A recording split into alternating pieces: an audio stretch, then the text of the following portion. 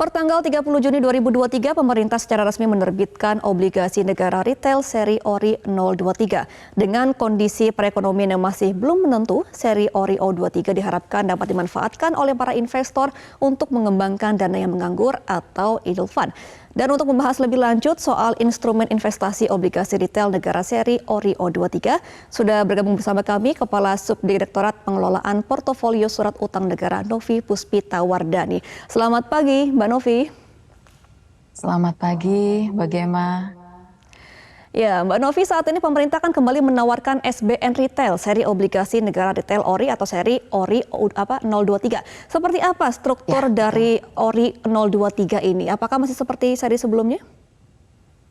Ya, jadi betul pemerintah kembali menawarkan SBN Retail seri ORI 023 ini mulai 30 Juni hingga 20 Juli 2023 dengan fitur yang sebenarnya masih relatif sama secara umum ya, relatif sama dengan yang ORI yang ditawarkan sebelumnya. Setidaknya ada 4 hal. Fitur utamanya adalah pertama, kuponnya tetap sampai dengan nanti jatuh tempo, kemudian bersifat tradable, artinya bisa diperdagangkan, minimal pembeliannya adalah 1 juta rupiah, dan yang keempat tentu saja masih ditawarkan secara online.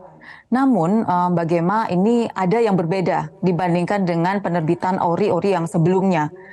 Jadi kalau yang ORI sebelumnya kita menawarkan hanya 1 tenor saja, kali ini pemerintah menawarkan 2 tenor sekaligus dalam 1 kali penawaran, yakni tenor 3 tahun dan tenor 6 tahun. Tentu kalau kita berbicara tenor yang lebih panjang, maka kupon yang ditawarkan juga lebih tinggi. Kalau yang tenor 3 tahun atau T3 itu kuponnya adalah 5,9%, sedangkan yang tenor T6, yang tenor yang lebih panjang yakni 6 tahun dengan kupon 6,1%. Selain itu, hal yang berbeda lainnya adalah selain dari kupon tadi, maksimum pemesanannya, maksimum pemesanan per investor. Kalau untuk yang tenor 3 tahun adalah 5 miliar rupiah, sedangkan yang tenor 6 tahun adalah 10 miliar rupiah maksimal per SID atau per individu. Nah, Mbak Novi, Seperti pada itu. penerbitan sebelumnya di tahun ini kan ada savings bond, retail, sukuk, dan juga ada sukuk tabungan ya. Juga diterbitkan dalam 2 tenor. Apakah untuk kedepannya pemerintah akan terus menerbitkan SBN retail ini dalam 2 tenor? Mengapa seperti itu, Mbak Novi? Iya, jadi begini Mbak Gema, kita berkaca dari keberhasilan penerbitan SBN retail sebelumnya yang menawarkan 2 tenor ya. Sejak tahun ini kan kita mulai menawarkan 2 tenor dalam 1 kali penawaran atau istilahnya dual transit gitu ya. Dan kami melihat kami cukup confidence untuk melanjutkan kebijakan ini pada penerbitan-penerbitan ke depannya. Namun demikian, pemerintah senantiasa melakukan evaluasi dan kami akan terus berupaya untuk terus berinovasi dari sisi pengembangan produknya. Dan kemudian pertanyaan selanjutnya, kenapa? Kenapa terus untuk dilakukan yang penerbitan dual transit ini? Jadi Mbak Gema, kami melihat bahwa penawaran dual transit atau 2 tenor sekaligus ini mampu meningkatkan size penjualan SBN retail. Setidaknya ada 2 alasan utama. Yang pertama, penerbitan seri baru dengan tenor yang lebih panjang ini berhasil menarik minat investor baru yang memiliki horizon investasi yang lebih panjang, atau mereka yang mengharapkan kupon lebih tinggi gitu ya, yang selama ini mungkin masih belum terakomodir dari penerbitan SBN yang tenornya lebih pendek gitu, sehingga itu kami menawarkan tenor yang lebih panjang untuk mengcapture new investors gitu ya. Yang Baik. kedua, bahwa penawaran dual transit ini kami melihat justru dapat memberikan opsi bagi existing investor untuk mereka melakukan diversifikasi dari sisi tenor.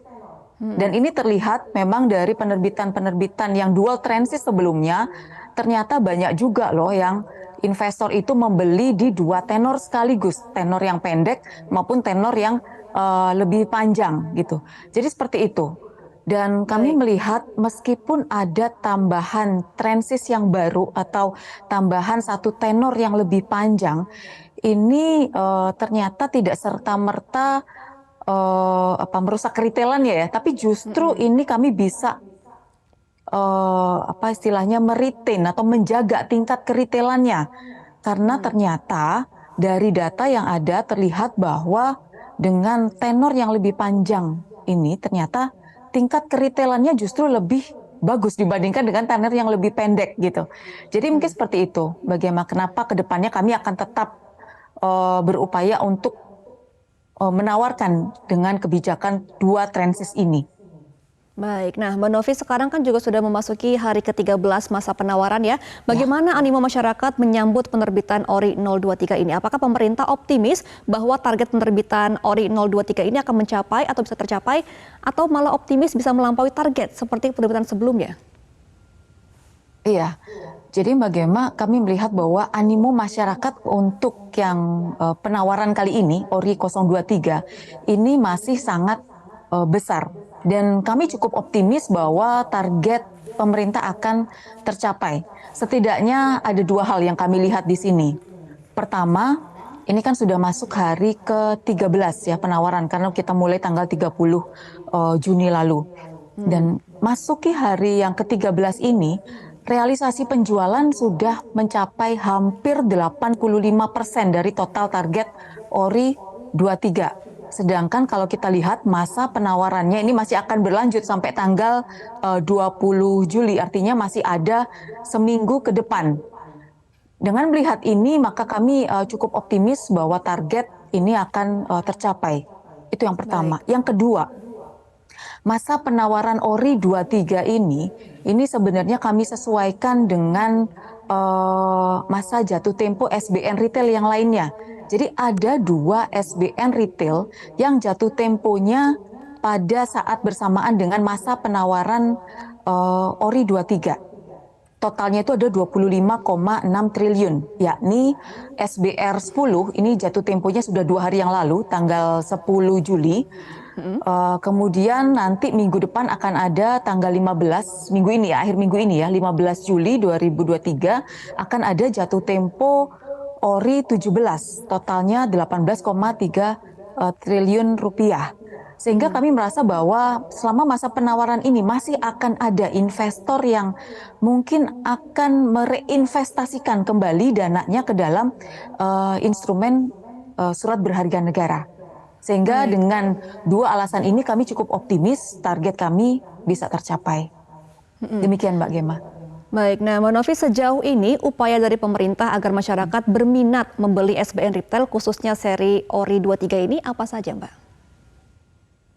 Iya, jadi setidaknya ada 3 hal yang dilakukan oleh pemerintah guna meningkatkan minat masyarakat terhadap SBN retail. Mungkin yang nanti pada akhirnya juga mereka akan meningkatkan minat juga ke seri-seri ORI yang ditawarkan. Kalau saat ini tentu ORI 023.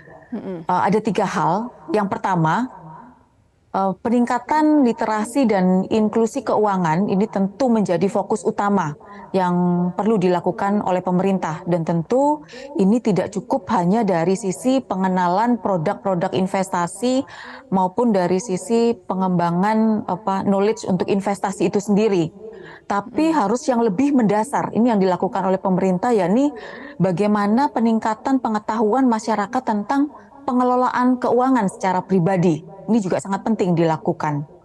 Hal yang kedua, pemerintah secara konsisten menyediakan instrumen SBN retail. Kenapa? Karena SBN retail ini sangat cocok bagi investor pemula. Ya. Jadi investor yang baru mulai belajar ini sangat cocok. Mengapa? Karena fitur dari SBN retail ini yang memiliki profil resiko yang sangat rendah, sehingga sangat sesuai dengan investor yang baru mulai belajar berinvestasi. Dan yang ketiga, yang dilakukan oleh pemerintah tentu adalah pengembangan dari sisi produk maupun infrastruktur penjualan. Nah, ini sebagaimana yang dilakukan saat ini dengan menawarkan 2 tenor sekaligus, yakni yang tenor 3 tahun dan tenor 6 tahun. Ini gunanya adalah untuk menyediakan alternatif produk bagi investor sesuai dengan tentu minat dan appetite dari investor itu sendiri. Mungkin seperti itu Mbak Gema. Oke, baik. Terima kasih informasinya Mbak Novi Puspita Wadani selaku Subdirektorat Pengelolaan Portofolio Surat Utang Negara. Selamat kembali beraktivitas Mbak Novi.